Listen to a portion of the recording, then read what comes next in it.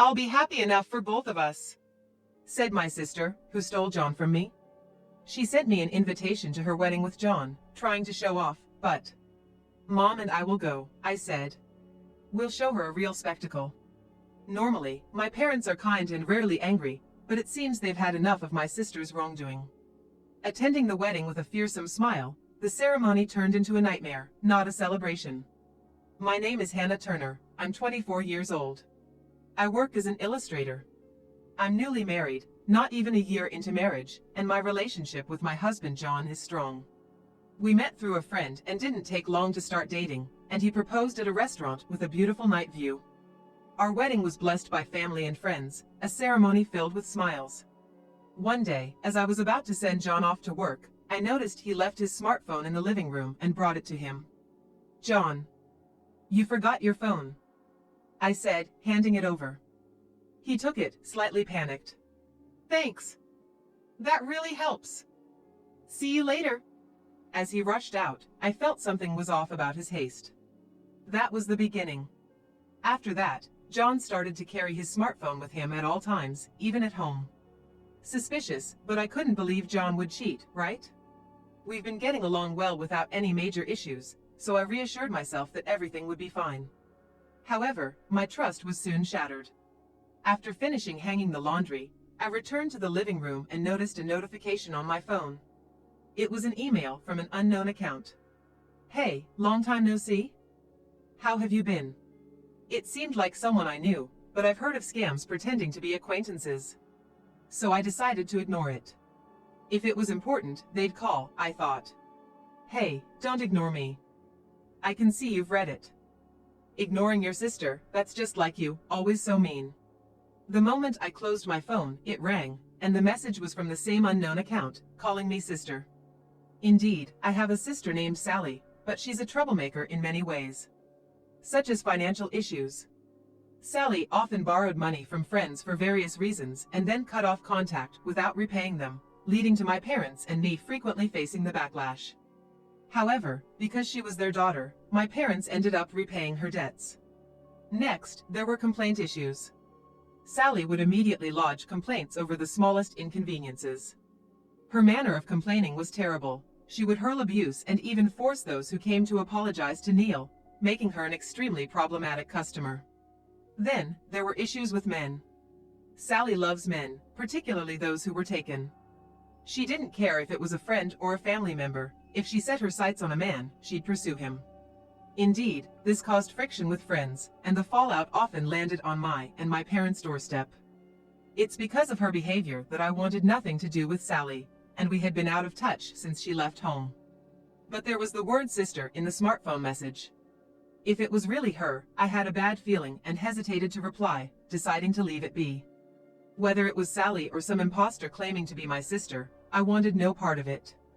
However, my phone kept pinging annoyingly until I decided to open it to block the sender. What I found was shocking. Ignore me all you want, but John is mine now, so hurry up and divorce him, okay? Thanks for finding such a great catch for me. From today, John won't be returning to you, so I'll send over the divorce papers. Make sure to file them quickly.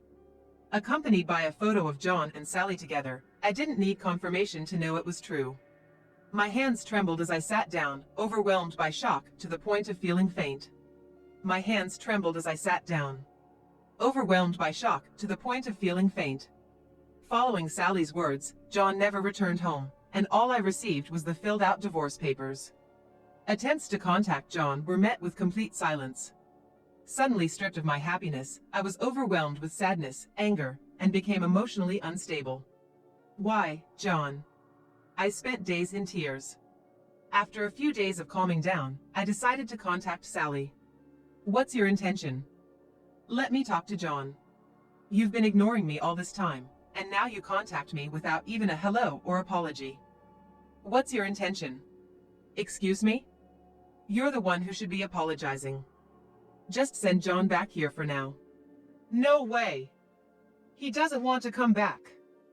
He says he loves me far more than he ever loved you. And why should I apologize? It's your fault for not being able to keep him. No matter what I said, it just didn't get through. I was already in a terrible mental state, too tired to worry or think anymore. Enough. Finally realized it's hopeless? Clinging on will only make you more disliked, you know? If you're gonna resent someone, resent your own lack of charm. Loser. After this exchange, I closed my phone. I was done dealing with Sally and had lost all affection for John, who had chosen her. Before I knew it, I had signed the divorce papers. And just like that, my once happy marriage came to an end. My life became a mess after that.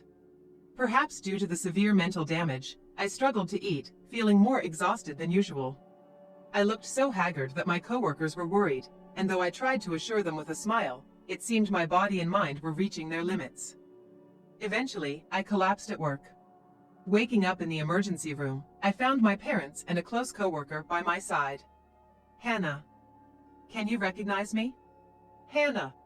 Hearing their voices brought me back to full consciousness. Looking around, I realized I was in a hospital, recalling my last memory. Oh. I collapsed, didn't I? My dad let out a sigh of relief. We were shocked when the hospital called. Aren't you overworking yourself? He suggested, but I knew the real reason.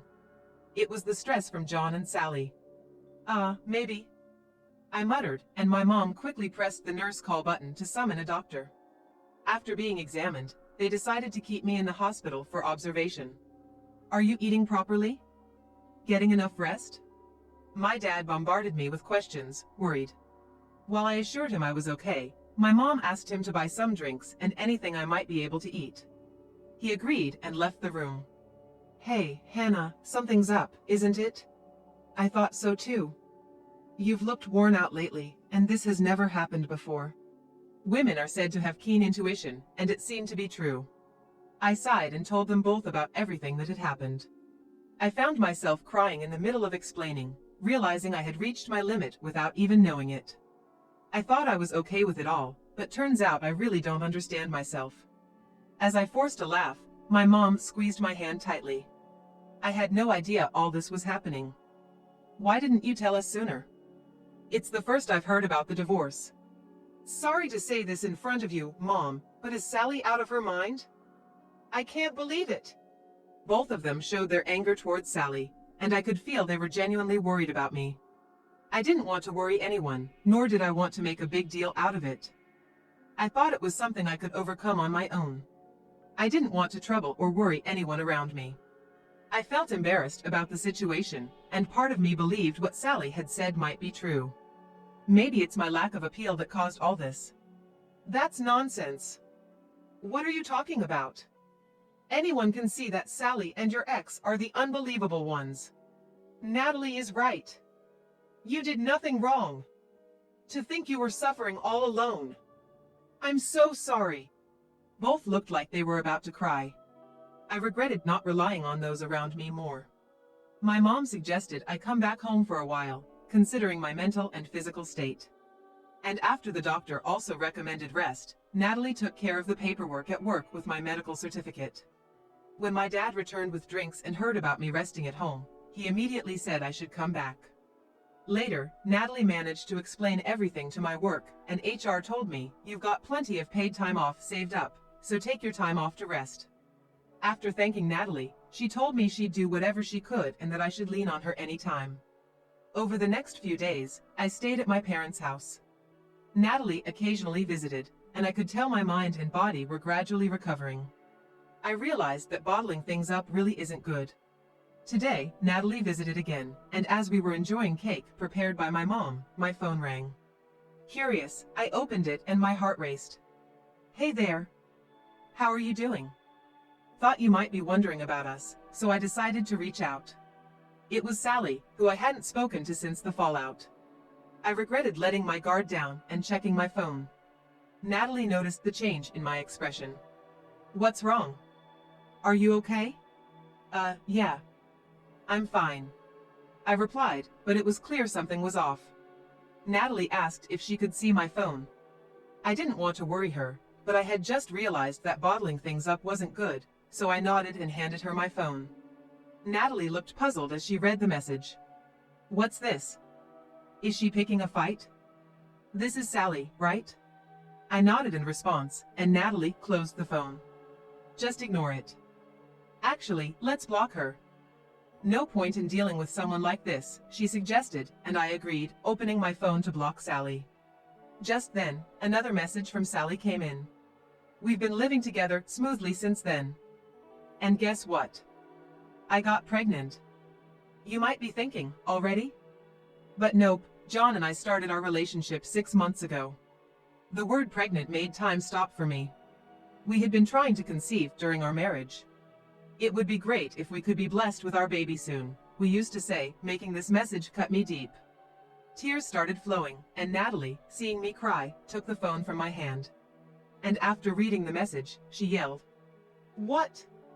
I can't believe this. I'm so mad I could explode.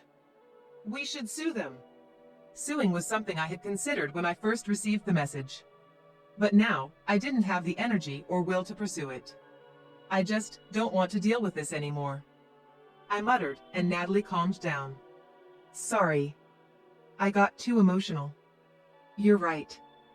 It's best not to get involved. Natalie's comforting back rub felt so kind, and I cried a bit more. Then, my mom came into the living room, having seen what happened. Hey, Hannah.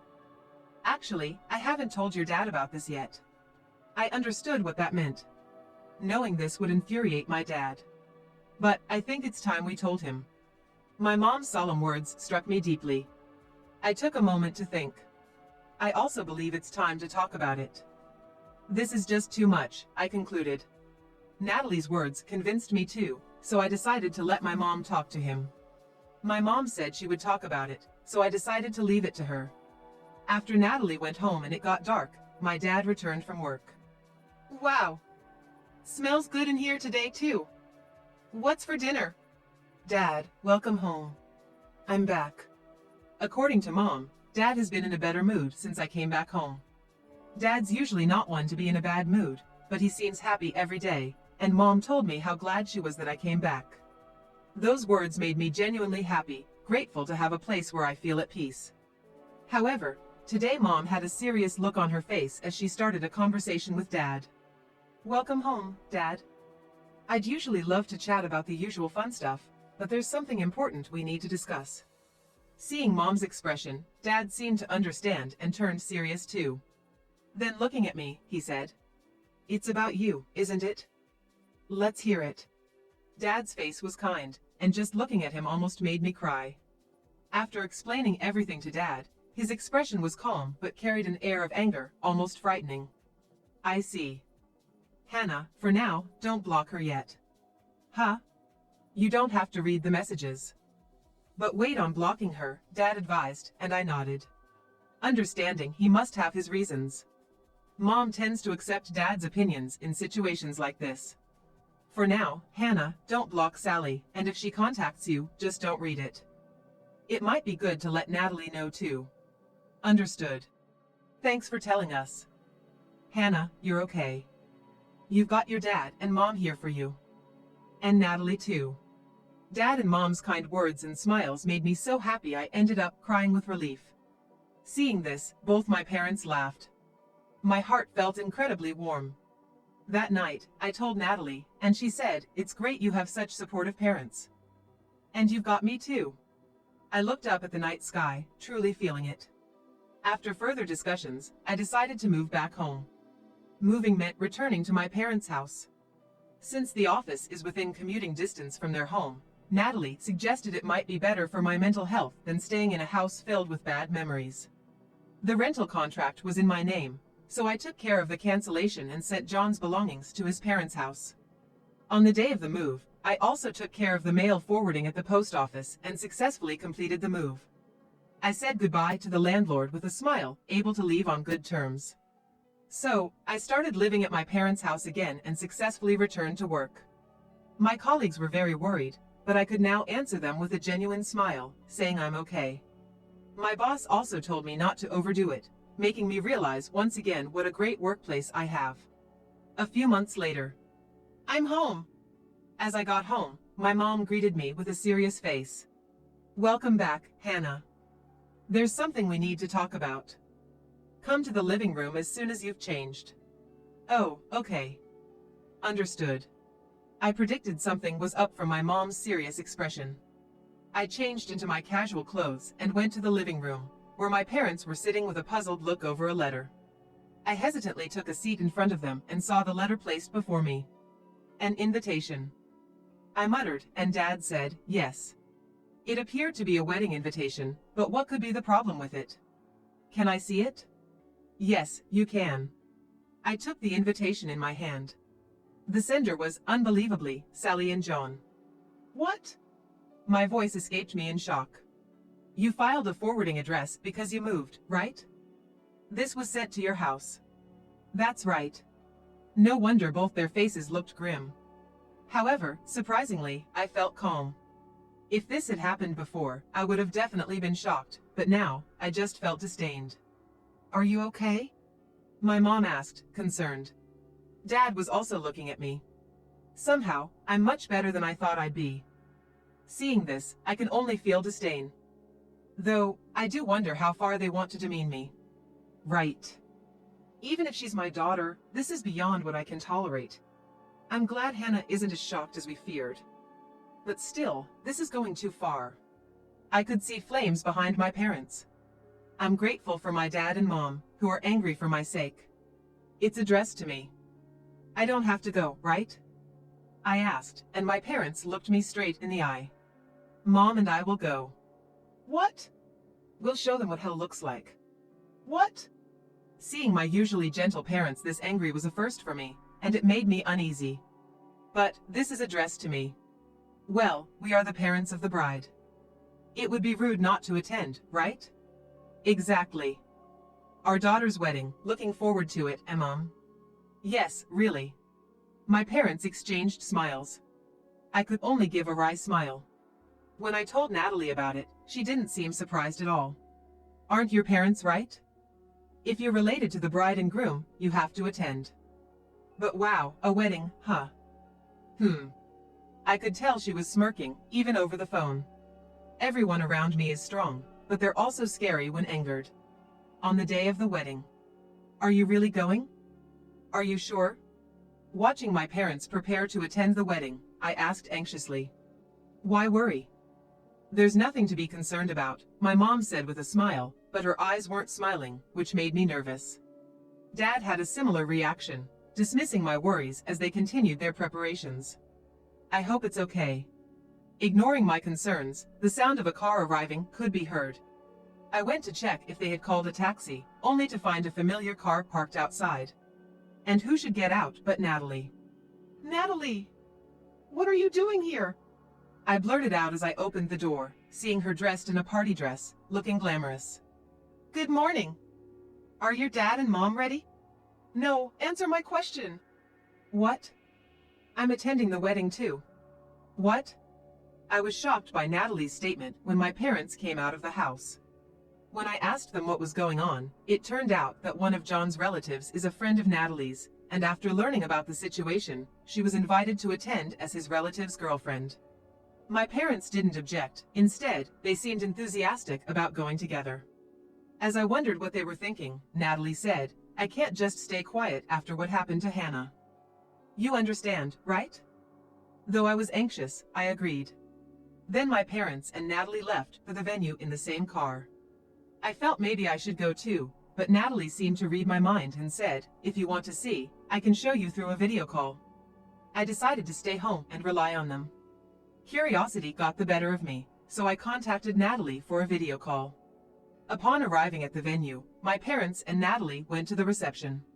Natalie was listed thanks to John's relatives' arrangement, but my parents weren't on the guest list since they weren't invited.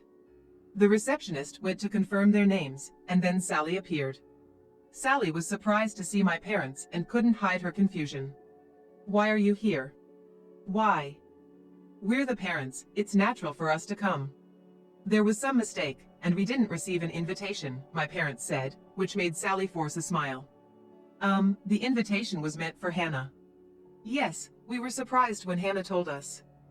We had no idea about the wedding. Since Hannah couldn't make it today because of work, we came instead. Sending an invitation to Hannah is fine, but you should have sent one to us too. It wouldn't look good without the bride's parents, right? My dad mentioned the lack of invitation twice. Although I couldn't see my parents' expressions through the video call Natalie was sharing, I could imagine. Right. Yes. I am your daughter after all. Of course, you be happy. Sally seemed to genuinely believe my parents came for her sake. I thought she was delusional. Then John appeared. He turned pale at the sight of my parents. Relax, John. They came to celebrate with us. They must really love me. Especially since Hannah is like that. Sally reassured John, who seemed relieved and greeted my parents with a smile. John's parents also joined in, and the atmosphere became friendly and warm. Seeing my former in-laws chatting happily, a memory of being fondly cared for by them, stings a bit. I wondered if they were only nice to me because I was their son's wife, which was a bit shocking. Maybe it was indeed the right decision not to go. I murmured. Then the scene shifted to the ceremony and then to the reception. At the reception, Sally and John made a happy entrance. Natalie occasionally asked me if I was okay, but I was surprisingly fine watching the two of them, responding, "I'm okay." More than anything, I was worried about my phone's battery, but she reassured me she had a portable charger. Well prepared, indeed. When it came time to read the letter of gratitude to the parents, Sally started panicking because she hadn't expected her parents to come. Seeing this, my parents asked the MC for the microphone. Today, we weren't actually supposed to come, so it's understandable that Sally wasn't prepared. As a surprise from us, we'd like to convey a message to our daughter, Sally. The venue erupted in applause. Sally, seemingly relieved by the save, smirked and clapped. Dad, I'm so happy. Her exaggerated gratitude was irritating. I continued watching, feeling uncomfortable. My dad then started something unbelievable with a smile. Our surprise from us to you is this, he announced, and suddenly the doors of the reception hall opened, revealing several men standing there. They all were looking outraged. I watch over the scene wondering what's going to happen. Sally turned pale at the sight of them. Our Sally is so charming that she has received affection from many men. The kind Sally has responded to all these feelings, making her our pride and joy. And today, these gentlemen wanted to give a surprise, so we brought them here. Wait. Dad. How did you know? Sally. I had no idea you were so considerate. Now, gratefully accept this surprise. My dad initiated, leading to the men storming the stage, expressing their anger.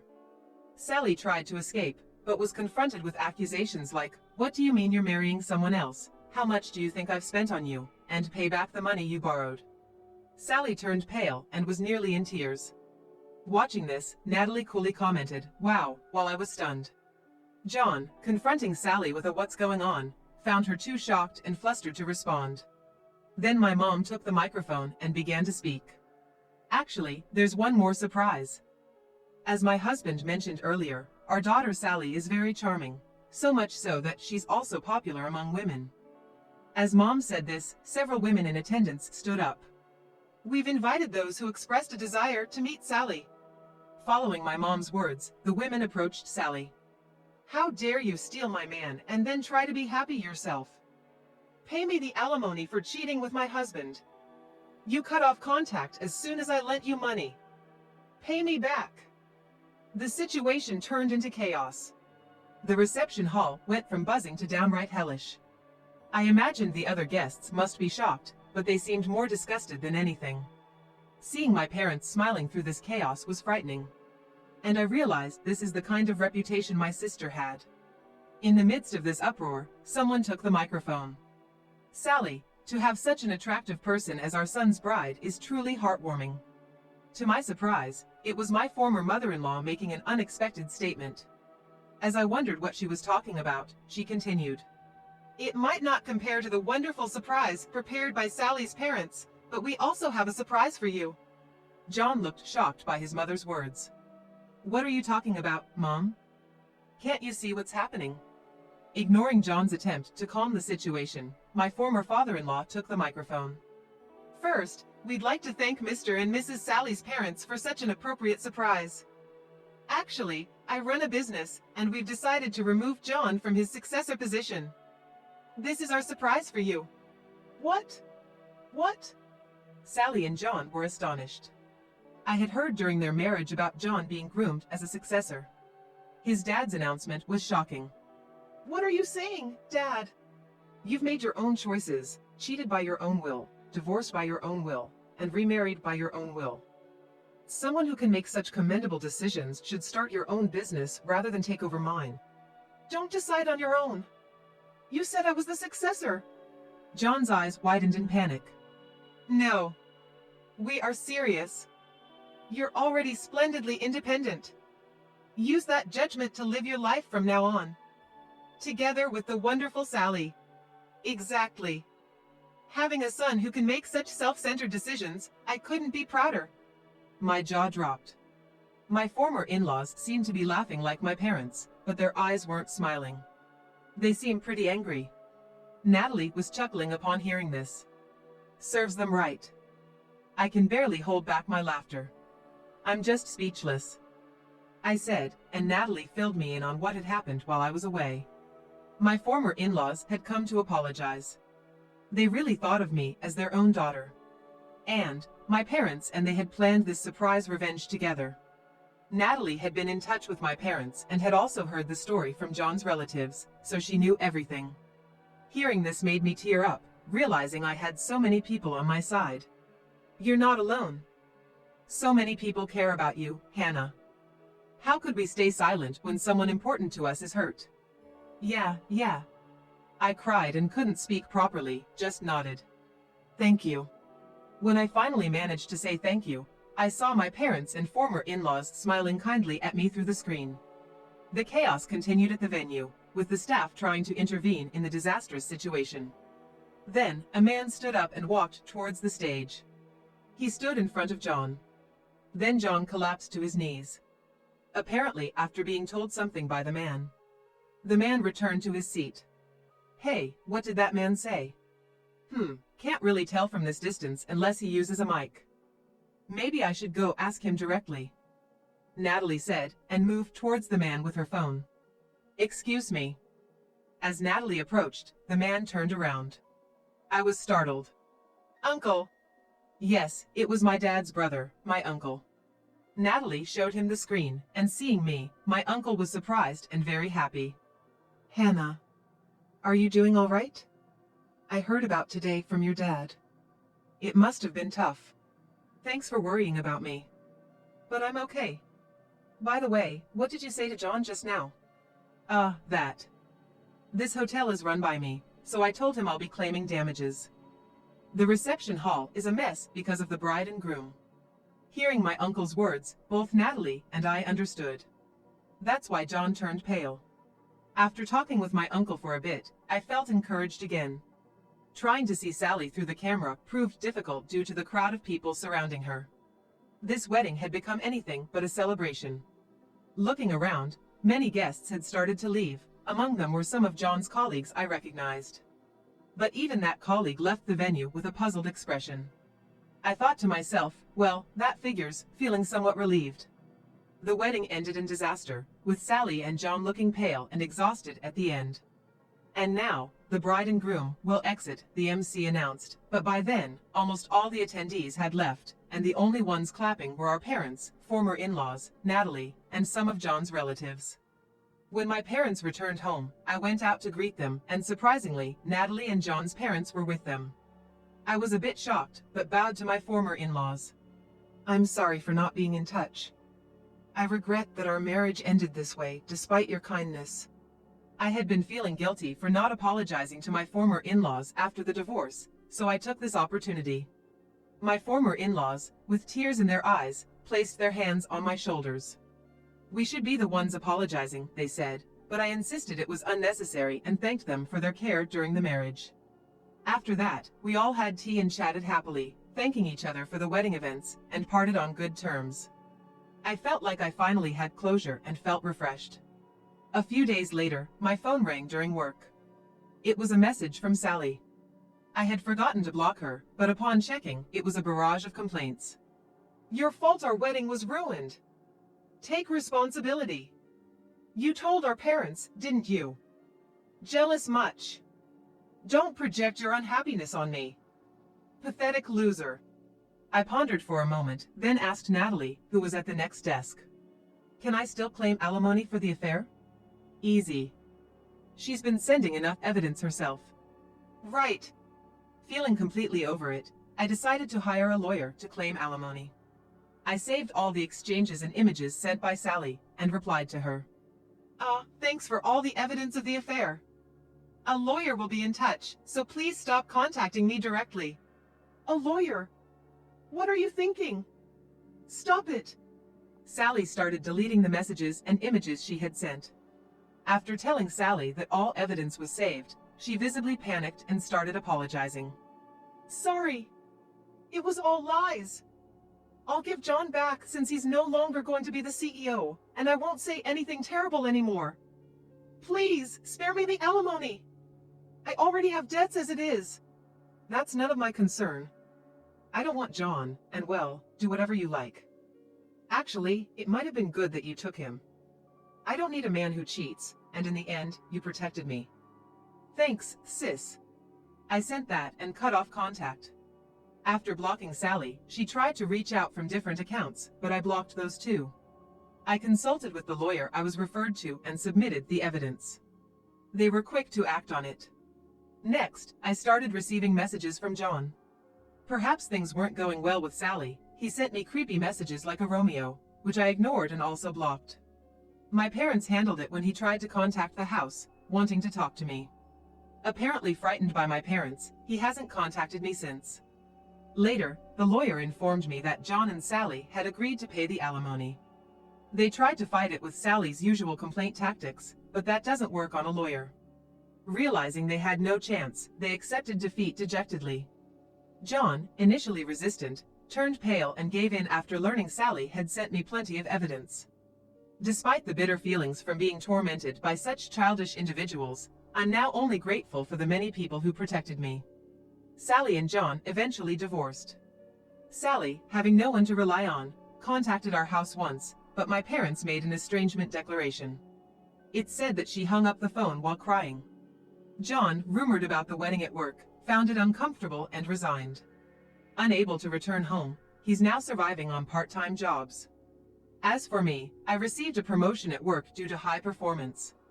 I started a relationship with someone I met in my new department, looking towards the future. Natalie also hit it off with one of John's relatives, and we often share our love stories. Next month, as a celebration, my parents, Natalie, and even my former in-laws are planning a hot springs trip together. After hitting rock bottom, I feel happier than before.